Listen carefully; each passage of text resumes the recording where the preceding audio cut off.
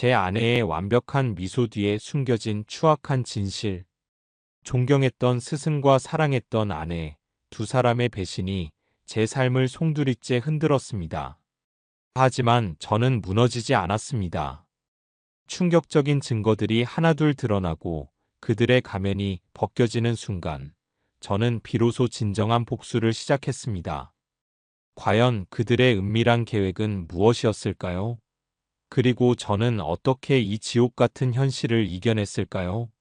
지금부터 그 충격적인 이야기가 시작됩니다. 이도현은 30대 중반에 촉망받는 IT 스타트업 대표입니다. 그의 이름 앞에는 늘 젊은 성공 CEO라는 수식어가 따라붙었죠.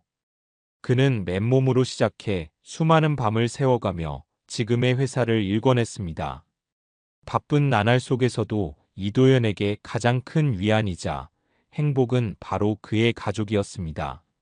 우아하고 지적인 아내 윤세아, 그리고 사랑스러운 아들 준서와 함께하는 시간은 이도현에게 더할 나위 없는 안식처였죠. 윤세아는 서울 강남의 유명 갤러리 큐레이터로 활동하며 미술계에서 꽤나 인정받는 인물이었습니다. 그녀는 언제나 자신감 넘치고 당당했습니다.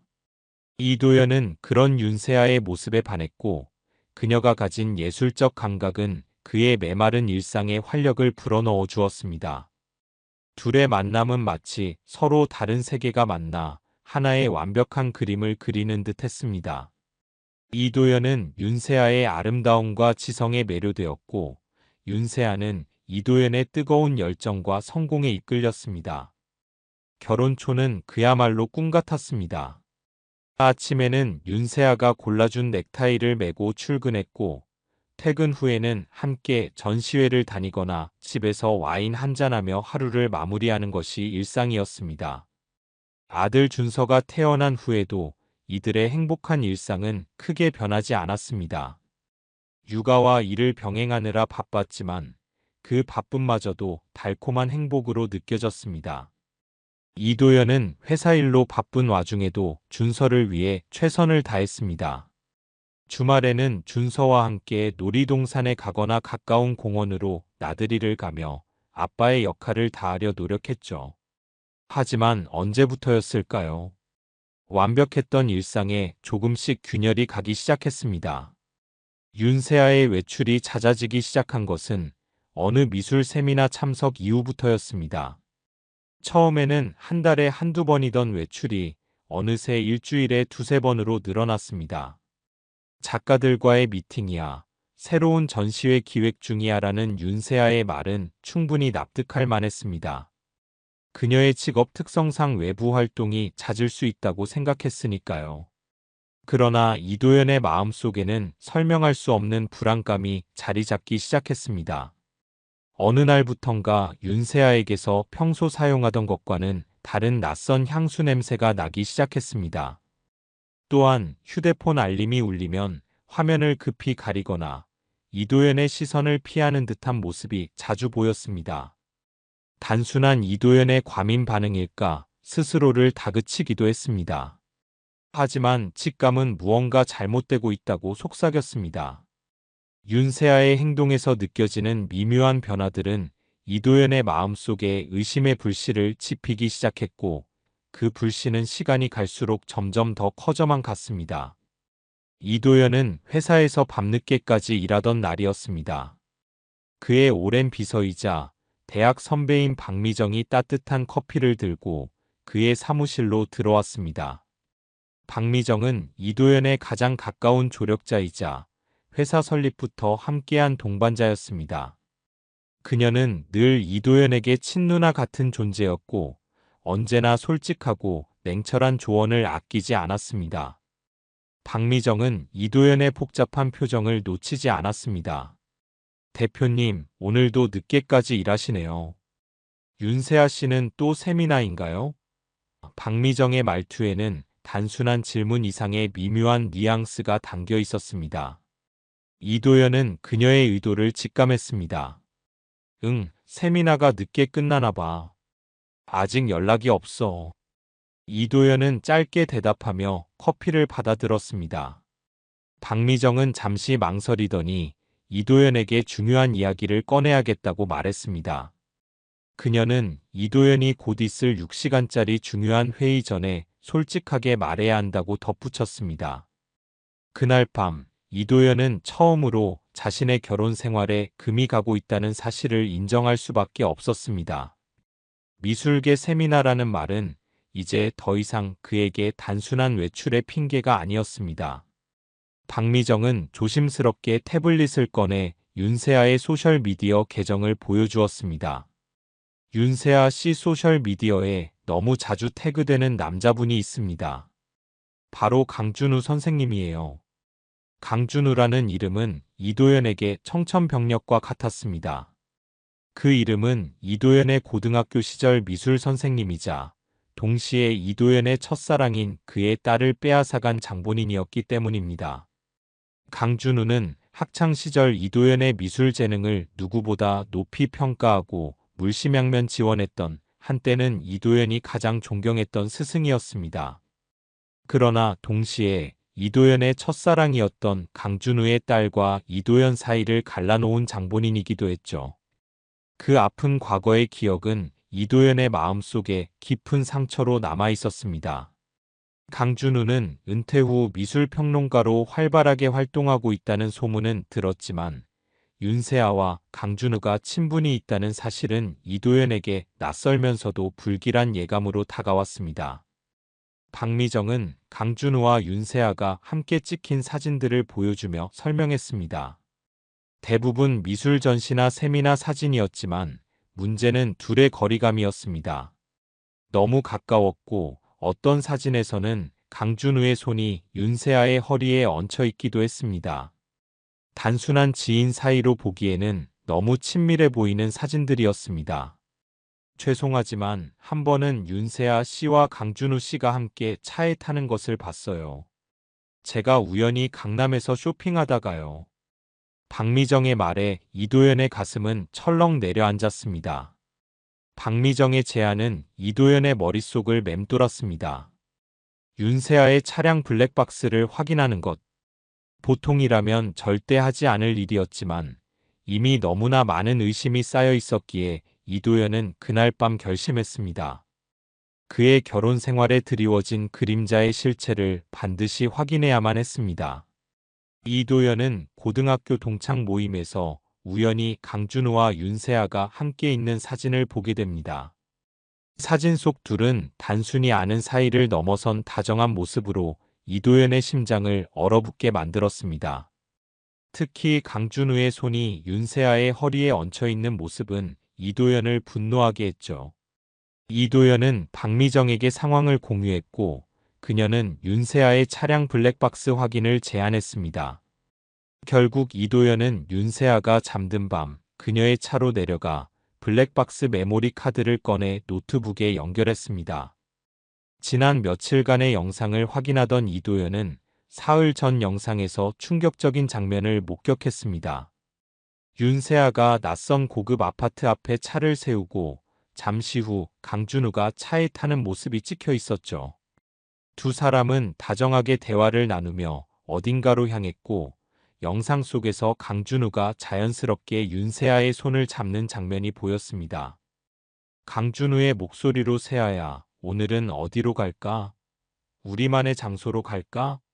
라는 말이 들려왔고 윤세아는 수줍게 웃으며 고개를 끄덕였습니다. 2시간이 지난 후 두 사람은 다시 차에 탔습니다. 강준우의 머리카락은 흐트러져 있었고 윤세아의 립스틱은 번져 있었습니다. 두 사람은 서로를 바라보며 웃었고 강준우는 다시 한번 윤세아의 손을 잡았죠. 다음 주에 또 보자.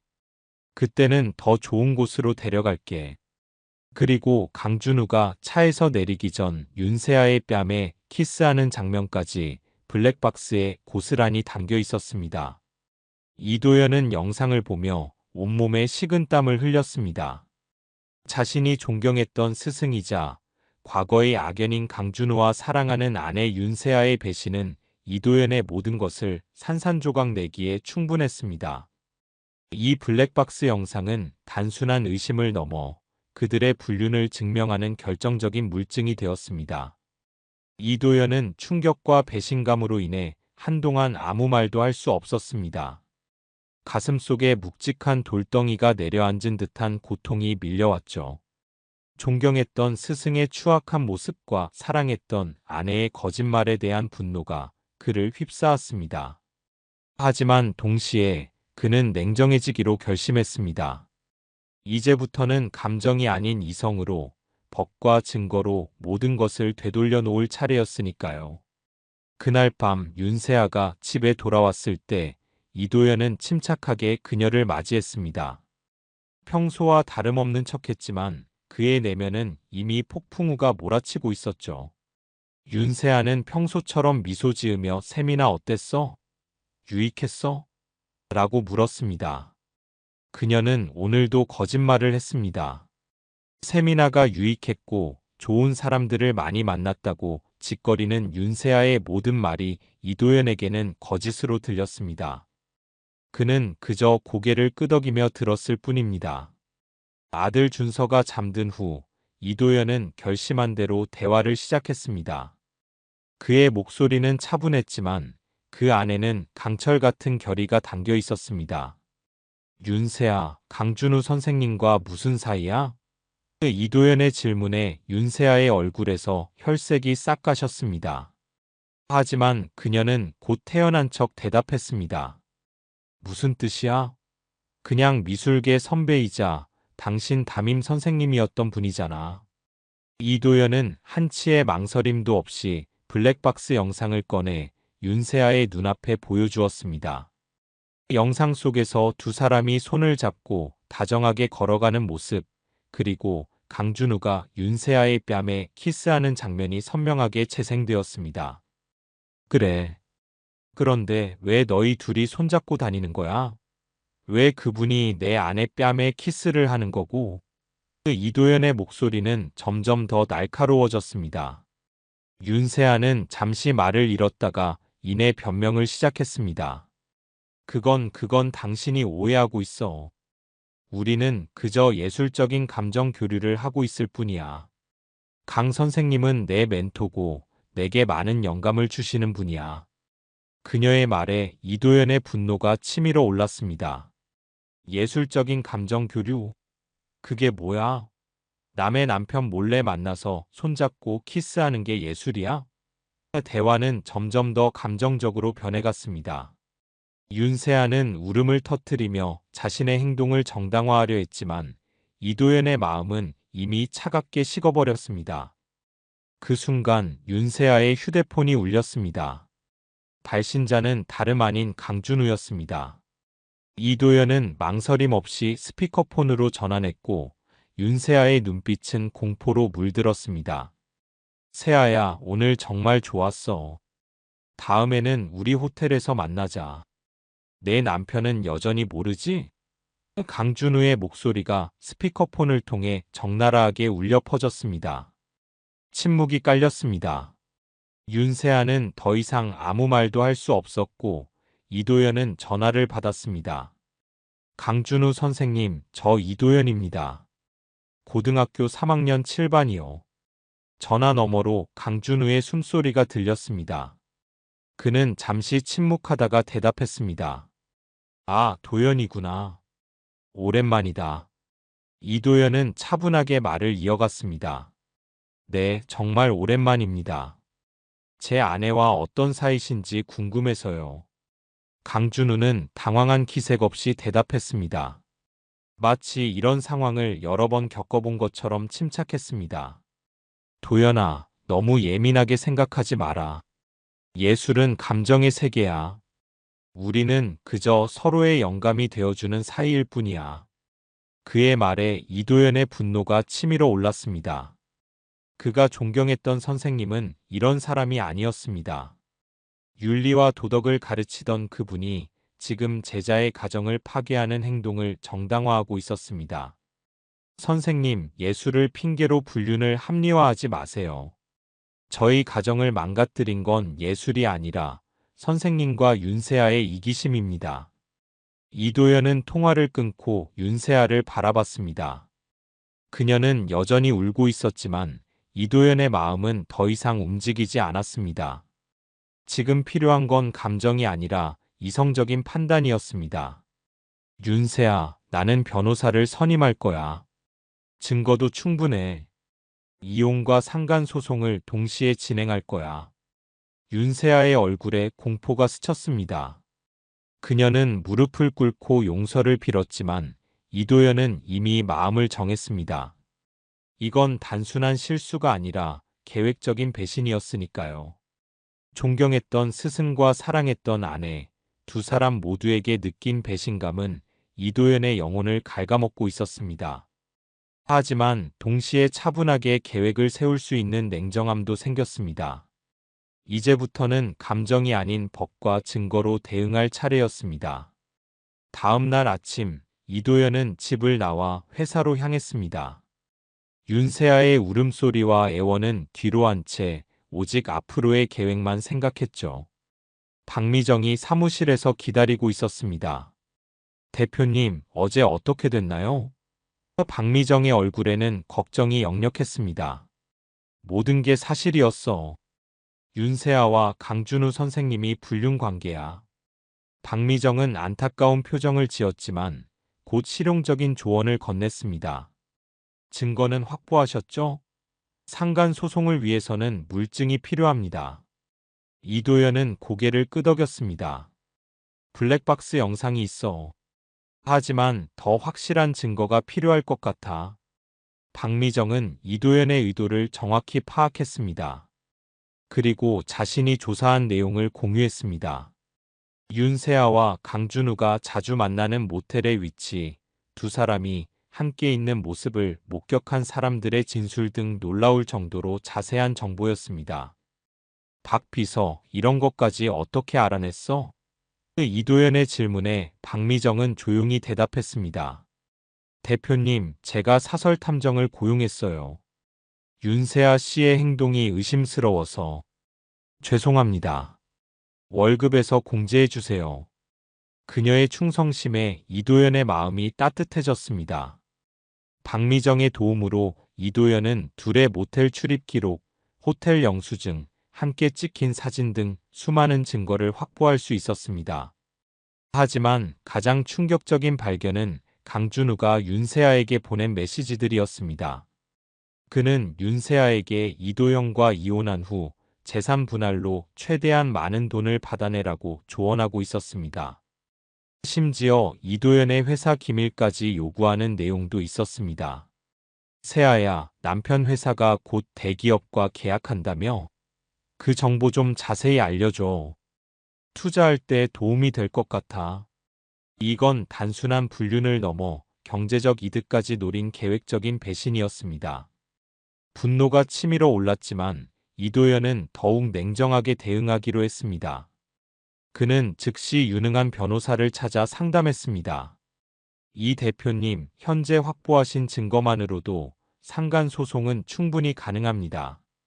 문제는 양육권인데 어머니에게 유리한 경우가 많아서. 변호사의 말에 이도현은 단호하게 말했습니다. 저희 아들 준서는 제가 키울 겁니다. 윤세아는 자격이 없어요. 변호사는 고개를 끄덕이며 조언을 이어갔습니다. 그렇다면 윤세아 씨의 부적절한 행동이 자녀에게 미치는 부정적 영향을 증명해야 합니다. 또한 대표님께서 아이를 잘 돌볼 수 있다는 증거도 필요해요. 이도현은 준서와 함께 보낸 시간, 육아에 참여한 기록, 아들의 교육과 건강을 위해 노력한 모든 증거를 모았습니다. 박미정도 큰 도움이 되었습니다. 그녀는 이도현이 회사 일로 바쁠 때도 아들을 돌보기 위해 일찍 퇴근하고 주말에는 온전히 준서와 시간을 보냈다는 것을 증언해 주었죠. 이도현은 윤세아에게 이혼 소송과 상간 소송을 동시에 제기한다고 통보했습니다. 그녀는 처음에는 울며 매달렸지만 이도현이 확보한 증거를 보여주자 태도가 돌변했습니다. 이런 식으로 나오면 나도 가만히 있지 않을 거야. 회사 지분도 요구할 거고 준서 양육권도 포기 못해. 윤세아의 위협에도 이도현은 흔들리지 않았습니다. 오히려 더 단단히 결심했습니다. 강준우에게도 내용 증명을 보냈습니다. 불륜 사실과 함께 이도현이 확보한 증거들을 그리고 법적 절차를 밟을 것임을 알렸죠. 박 비서, 이제 법적 대응만으로는 부족해. 나도 적극적으로 대처해야겠어. 박미정은 궁금한 표정으로 물었습니다. 무슨 계획이신가요? 이도현은 차갑게 말했습니다. 윤세아와 강준우가 나한테 한 것처럼 나도 그들의 사회적 입지를 무너뜨릴 거야. 이도현은 윤세아의 갤러리 학부모들에게 은밀하게 정보를 흘리기 시작했습니다. 직접적으로 불륜 사실을 언급하진 않았지만 가정 문제로 갤러리 운영에 차질이 생길 수 있다는 정도의 암시를 주었죠. 강준우의 경우 미술계 인사들에게 그의 윤리적 문제를 조심스럽게 언급했습니다. 윤세아, 강준우. 당신들이 나를 무시하고 모욕했던 만큼 이제부터 내가 당신들을 지옥으로 끌고 갈 차례야. 이도현의 이 말은 단순한 협박이 아니었습니다. 이제 감정은 뒤로하고 냉철한 판단으로 상황을 타개해 나갈 것임을 의미했습니다. 이도현은 모든 자료를 조직적으로 정리하고 일정표를 만들어 법적 절차를 꼼꼼히 준비했습니다. 처음에는 주변 사람들의 시선이 부담스러웠습니다. 실패한 결혼 생활, 배신당한 남편이라는 꼬리표가 붙을까 두려웠죠. 하지만 곧 다른 생각이 들었습니다. 자신이 잘못한 것이 아니었으니 부끄러워할 이유도 없었습니다. 오히려 이 상황을 당당히 극복해 나가는 모습을 보여주고 싶었죠. 가장 어려웠던 건 아들 준서에게 상황을 설명하는 일이었습니다. 6살 아이에게 어머니와 아버지가 더 이상 함께 살지 않는다는 사실을 어떻게 이해시켜야 할지 막막했습니다. 이도현은 준서에게 최선을 다해 설명했습니다. 준서야, 아빠하고 엄마가 잠시 떨어져 살게 될 것 같아. 하지만 아빠는 항상 준서 곁에 있을 거야. 아이는 울음을 터뜨렸지만 이도현은 최대한 안정적인 환경을 만들어주려 노력했습니다. 준서의 일상이 크게 흔들리지 않도록 학교와 학원 일정은 그대로 유지했고 주말에는 특별한 시간을 마련했죠. 법원에 증거를 제출하고 첫 심리 날짜를 받았습니다. 윤세아 측 변호사는 끊임없이 합의를 종용했지만 이도현은 단호하게 거절했습니다. 이건 단순한 부부 갈등이 아니라 계획적인 배신과 기만이었으니까요. 합의금을 제시하며 소송 취하를 요구하는 강준우에게도 이도현은 같은 태도로 임했습니다. 저는 돈이 목적이 아닙니다. 정의와 책임을 묻고 싶을 뿐이에요. 소송 준비가 한창일 때 박미정이 결정적인 정보를 가져왔습니다. 강준우와 윤세아가 함께 투자한 갤러리 계약서와 둘이 함께 찍힌 더 많은 사진들이었습니다. 심지어 나중에 사업 확장을 위한 계획서까지 있었습니다. 이 모든 것이 이도현의 회사 정보와 재산을 노린 계획적인 접근이었다는 사실이 명백해졌죠. 소송이 시작되고 얼마 지나지 않아 윤세아와 강준우의 불륜 소식이 미술계에 퍼지기 시작했습니다. 누가 정보를 흘렸는지는 알 수 없었지만 아마도 소송 관계자나 주변인 중 누군가였을 겁니다. 처음에는 소문 정도였지만 곧 사실로 확인되면서 두 사람의 평판은 급속도로 추락했습니다. 강준우는 예정되어 있던 대형 전시회에서 초청이 취소되었고 미술 비평가로서의 활동도 대부분 중단되었습니다. 특히 윤리를 강조해온 그의 이력 때문에 제자의 아내와 불륜이라는 스캔들은 치명적이었죠. 그의 갤러리 방문객은 급감했고 일부 작가들은 그와의 협업을 거부하기 시작했습니다. 윤세아의 상황도 마찬가지였습니다. 갤러리 큐레이터로서 그녀의 위치는 학부모들의 신뢰에 기반했는데 불륜 소식이 퍼지자 많은 학부모들이 자녀를 다른 갤러리나 학원으로 옮겼습니다. 갤러리 수강생이 절반 이상 줄어들었고 결국 윤세아는 큐레이터직에서 물러날 수밖에 없었습니다. 반면 이도현은 예상치 못한 방향으로 대중의 지지를 받게 되었습니다. 배신당한 남편이 법적으로 정당하게 대응하는 모습이 많은 사람들에게 공감을 얻었습니다. 특히 회사 임직원들과 거래처에서는 이도연의 의연한 태도에 오히려 신뢰가 높아졌습니다. 이도연은 이런 상황을 활용해 사회관계망의 가정지키기 캠페인을 시작했습니다. 직접적으로 자신의 사연을 언급하지는 않았지만 가족의 소중함과 신뢰의 중요성을 강조하는 메시지를 전했습니다. 예상 외로 많은 공감과 지지를 받았고 회사 이미지도 긍정적으로 변화했습니다.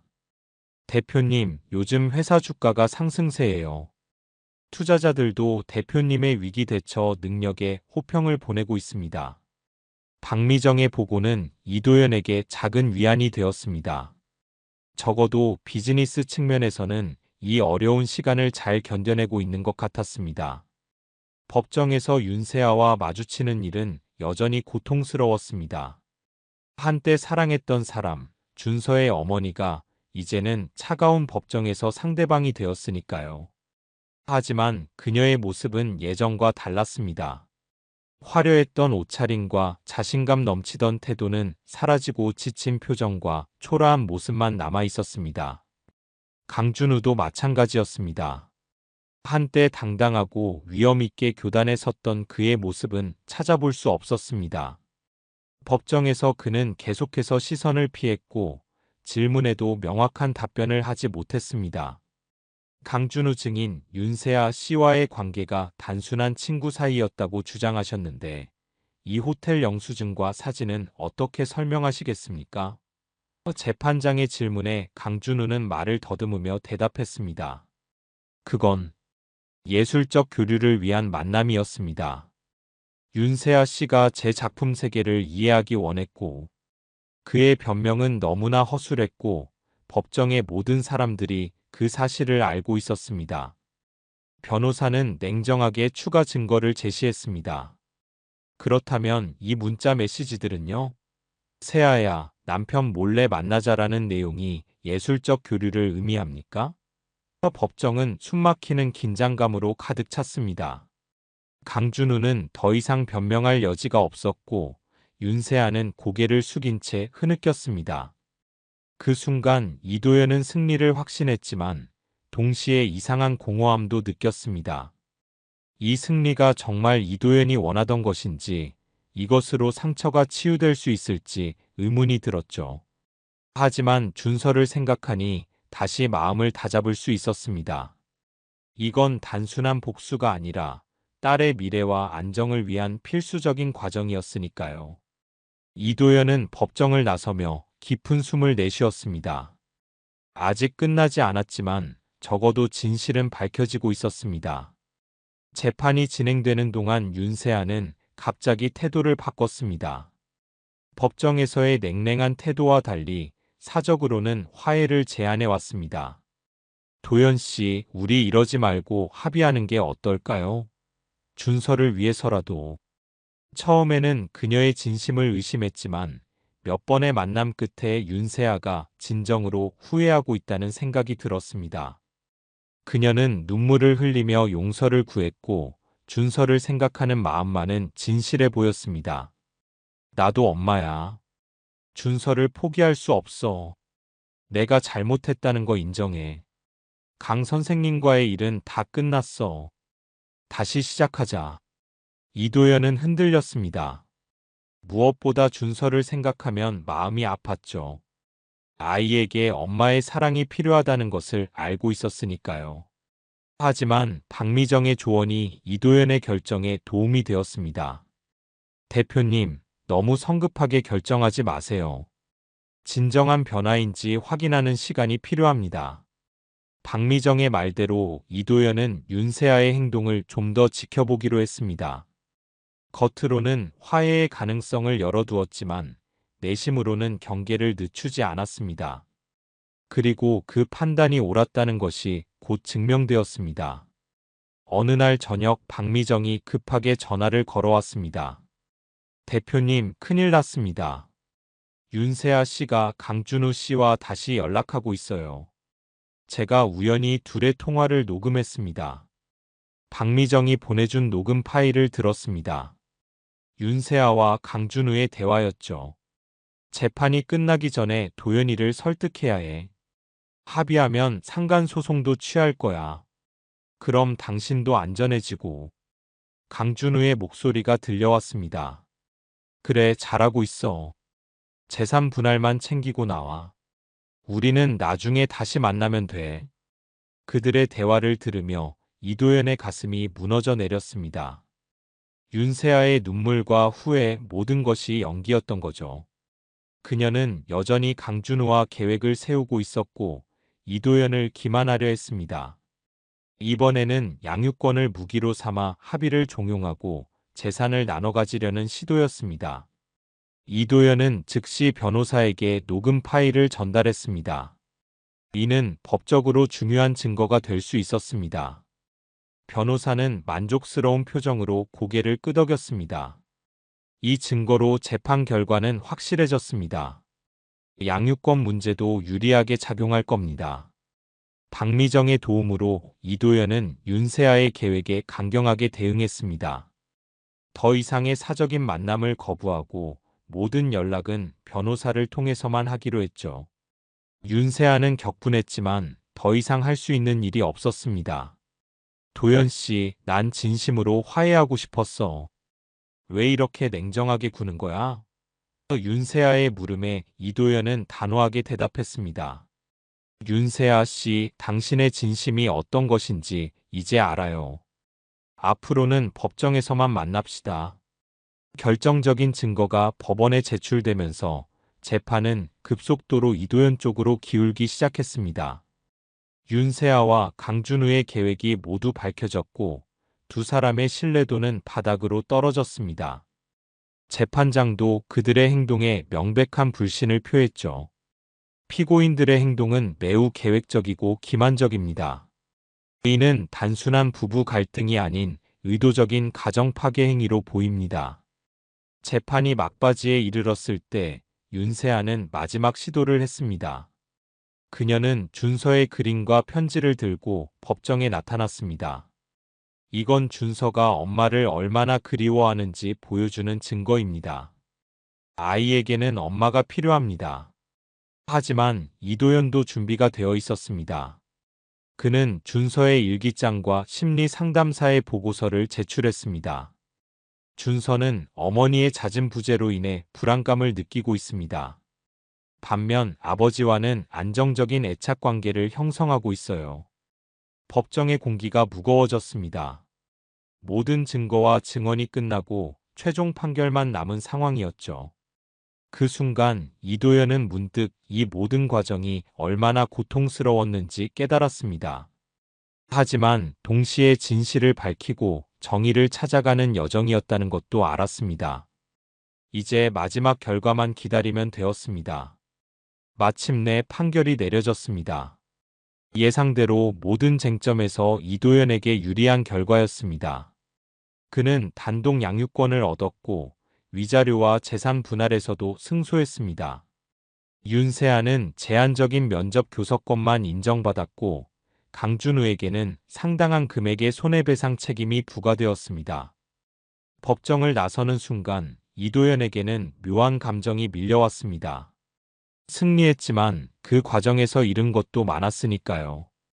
준서는 이제 한동안 엄마 없이 자라야 했고 이도연이 존경했던 스승의 이미지는 완전히 산산조각 났습니다. 윤세아와의 행복했던 추억들도 이제는 먼 과거의 일이 되었죠. 하지만 앞으로의 삶에 대한 희망도 생겼습니다. 박미정은 이도연에게 큰 힘이 되어 주었고 회사도 안정적으로 성장하고 있었습니다. 무엇보다 준서가 있었습니다. 그 아들을 위해서라도 이도연은 강해져야 했습니다. 판결 이후 윤세아와 강준우는 모두 힘든 시간을 보냈습니다. 윤세아의 갤러리는 결국 문을 닫았고 강준우는 미술계에서 완전히 매장되었습니다. 그들은 서울을 떠나 지방으로 이사했다는 소문이 들렸습니다. 사람들의 기억에서 서서히 잊혀지는 존재가 되었죠. 이도연은 준서와 함께 새로운 집으로 이사했습니다. 아파트보다는 작은 정원이 있는 전원주택이었죠. 준서가 자연과 함께 자라길 바랐기 때문입니다. 새로운 환경에서 아들은 점차 안정을 찾아갔고 눈에 띄게 밝아졌습니다. 아빠, 우리 집에 미정 이모도 자주 놀러 와요. 박미정은 이제 단순한 비서가 아니라 이도연의 인생의 중요한 부분이 되었습니다. 그녀는 준서를 자신의 조카처럼 아끼고 이도연에게는 든든한 지원군이었죠. 사람들은 이도연과 박미정이 특별한 관계라고 수군거렸지만 그들은 그저 서로 의지하는 좋은 친구였습니다. 적어도 그때까지는요. 대표님, 이제 그만 대표님이라고 부르는 게 어떨까요? 도연 씨라고 불러도 될까요? 어느 날 박미정의 제안에 이도연은 미소 지었습니다. 그녀의 도움 없이는 이 모든 일을 견뎌내지 못했을 겁니다. 박미정이 아니었다면 윤세아와 강준우의 계략에 넘어가 모든 것을 잃었을지도 모릅니다. 그래, 이제 회사 밖에서는 그냥 도연이랑 미정이라고 지내자. 그렇게 그들은 서서히 새로운 관계를 형성해 갔습니다. 서두르지 않고 자연스럽게 준서의 속도에 맞춰서요. 박미정은 놀라울 정도로 인내심을 가지고 상황을 이해해 주었습니다. 사업도 더욱 번창했습니다. 이번 일을 겪으며 이도연은 더 강해졌고 결단력 있는 경영자로 성장했습니다. 위기를 극복한 경험이 오히려 그를 단단하게 만든 셈이었죠. 미디어에서는 시련을 이겨낸 성공신화라는 타이틀로 이도연을 다루기도 했습니다. 준서는 초등학교에 입학했고 모든 생활이 안정을 찾아갔습니다. 가끔 윤세아가 면접 교섭권에 따라 준서를 만나러 왔지만 그 횟수는 점점 줄어들었습니다. 그녀는 새로운 삶을 찾아 멀리 떠나려는 것 같았습니다. 어느 가을 저녁 준서가 잠든 후 이도연은 정원에 나가 별을 바라보고 있었습니다. 박미정이 따뜻한 커피 2잔을 들고 나왔습니다. 도연 씨, 이제 정말 행복해요? 그녀의 질문에 이도연은 잠시 생각에 잠겼습니다.